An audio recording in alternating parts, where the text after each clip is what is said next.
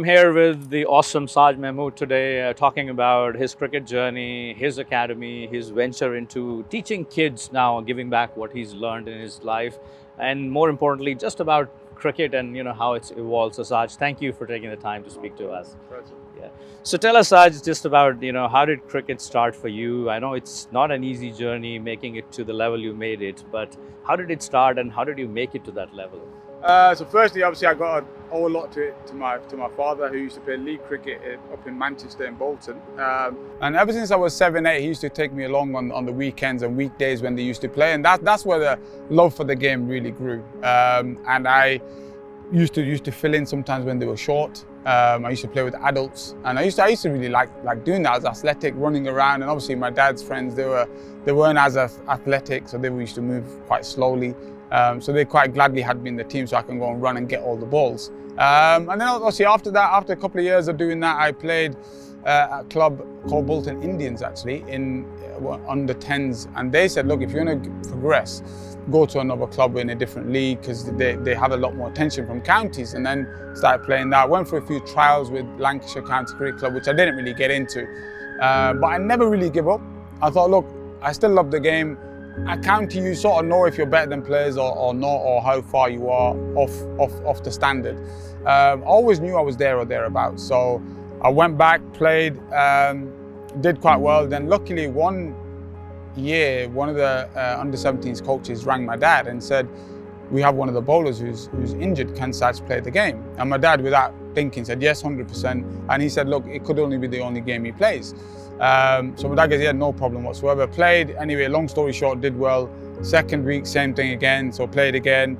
I did that well that they couldn't really drop me. So that year I stayed in Lancs under 17s, and then 2 years later, I got a contract, and that was my in, really. I guess it's just the right place at the right time type of thing. Yeah, and plus I think, the importance of your father, and in fact in everybody's journey, the importance of our parents play such a phenomenal role in guiding us. And the one lesson I just picked up is take your chances, right? You got that chance, you went for it, and as humbly you said, it could have been your only game, but it happened to be many games thereafter. Fast bowling, it's it's a tough job. It's physically very challenging, unlike perhaps other positions in cricket, and the life of a fast bowler is always somehow always under question because you're putting in so much, right? Just tell us about how you picked fast bowling, how the fast bowling has evolved, right? Because we see so many fast bowlers, for example, from Pakistan, they've emerged, in the last 2 years. India is producing some, and it's always very glamorous to look at fast bowlers, but what goes behind that? Yeah, it's very painful, let me tell you that. But yeah, look, it's difficult. When I first started playing 17, 18, I used to bowl really floaty 70-mile-an-hour in swing. And then it was strange because I was watching Shoaib Akhtar, you mentioned India and Pakistan cricket, and I was watching Shoaib Akhtar on TV one evening, and I thought, you know what, when I go in tomorrow, I'm just going to run in and just trying to bowl as fast as I can. So I went into Old Trafford on the morning when I was 19, and I thought, again, an hour early, so there's no coaches, no players there. And I thought, let me charge in and just bowl really quickly. So I bowled this ball, and it literally went flat to the back net, but it came out quite quickly, didn't bounce. And I heard a voice from the back of the net saying, what did you do there? And I'm thinking, who's this guy? No one's supposed to be in. So I looked back, and it was the head coach at the time. He'd obviously been in the gym earlier. So I go, I just tried to bowl quickly. And he goes, okay, do that again. So I did it again, same result, but it come out quite quick. And he goes, okay, from now on, that's what you're gonna do. And then we're gonna go. So I guess the key factor of that was how strong the mind is. Because I didn't do any technical work or anything. It just changed as a mind shift that changed me from bowling to 70 to, at that time, probably 85, something like that. And it's just a mind shift, really. And it's interesting how strong the mind is. And as I played a lot of the games, it's become more evident that the difference between good players and the great players is all in the mind. And I try to install that in all the young cricketers that I coach right now. And if I could change one thing in my career, that's one thing definitely I would change, is how much psychology I actually did growing up. Yeah, it's interesting you mentioned about the importance of the mind, right? And I've spoken to another couple of colleagues in your cricketing world, and they just talked about how much that is ignored in the past, where you're just physically practicing, but mentally people are not that I guess the facilities, the coaching around being how mentally, being mentally strong matters, right? Talking about mind on the field, right, between a batsman and a bowler, always fascinating what's going on. And you watch on TV and you say, hey, are they exchanging words? Are they playing this body language? Yeah. Just what happens in a light-hearted way, right, between a bowler and a batsman, and how much of that psychology matters, other than actually the skill of batting or putting a good ball? Look, psychology and the mindset and the mind games that go on in the middle is there's a lot going on. It's funny you mentioned that, because I was watching a game. I was at Lord's yesterday, and we sat there and we could see the game going on. And I was with Away Shah, a good friend of mine, and he said it's strange from here you can't really see what is actually going on in the middle, because there's a lot going on. But to the spectator, you just think people are just standing about waiting for the ball to come to them. There's no real chat going on. And now obviously we have stump cam and stump mics and all this, and you can pick up little things, but there's a lot of talk that goes on. Mindset, obviously they try to distract the batters when they're batting. Even batters sometimes go hard at the bowlers.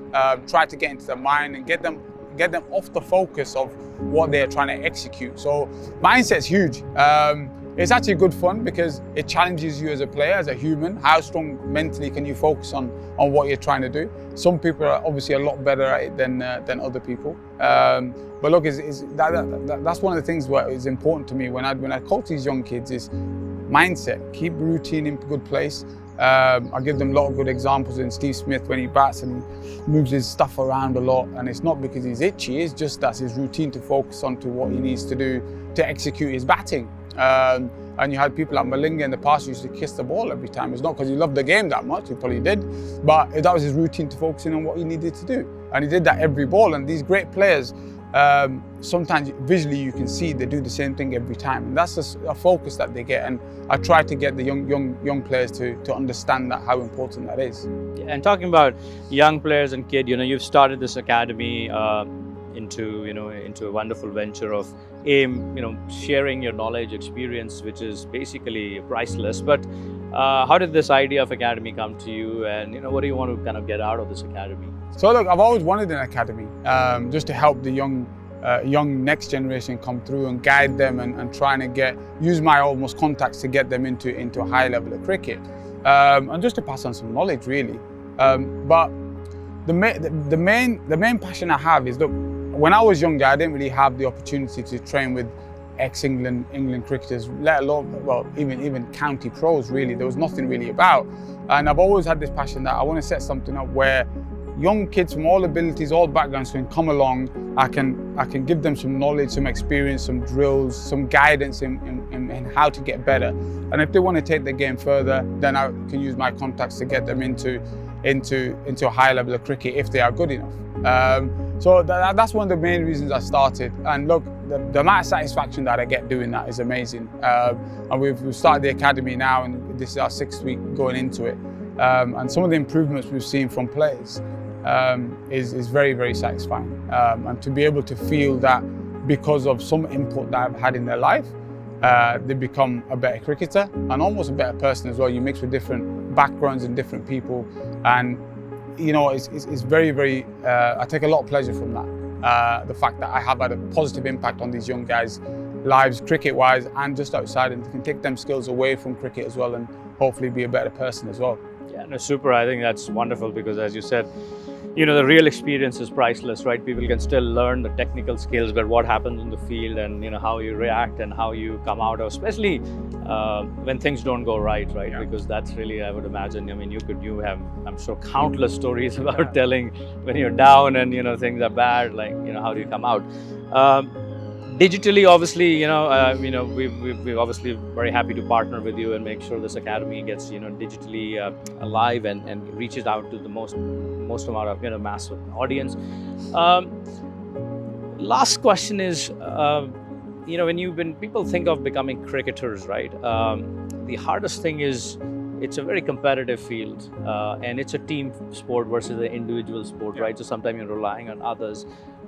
Maybe a lesson or two you can just tell your people who come train with me, people come train with you, and people who don't train with you. But just, how should they think about their approach? Maybe we say between they're 10 and 15 or 16, 18-year-old, because it's a passionate age, but it's also a lot of questions in their mind. Am I playing the right sport? Am I not playing the right sport? I'll make it, and so on. Yeah, look, I had a session just earlier, and I had sat them down for 10 minutes and I spoke to them, and I said, look, how many of you guys want to play a good level of cricket, high level of cricket, county cricket, be on TV, play 20 leagues around the world? And everyone put their hand up.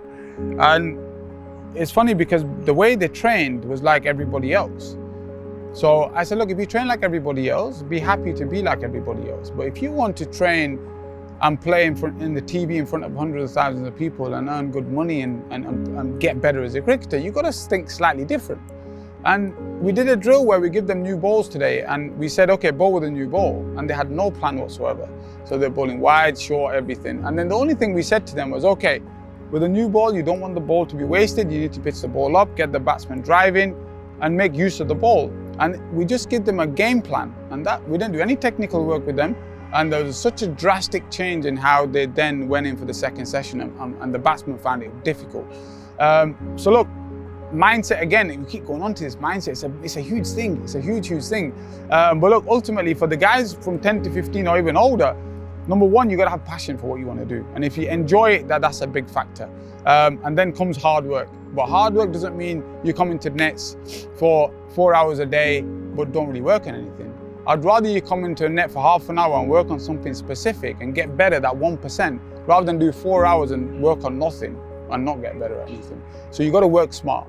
So when you come to the net, come with a focus with what you're trying to get better at, whether it's batting, bowling or fielding, whether it's head position as a batter, whether it's a front arm as a bowler, fielding, whether it's getting nice and low and agility work, whatever it may be, come with a focus to train.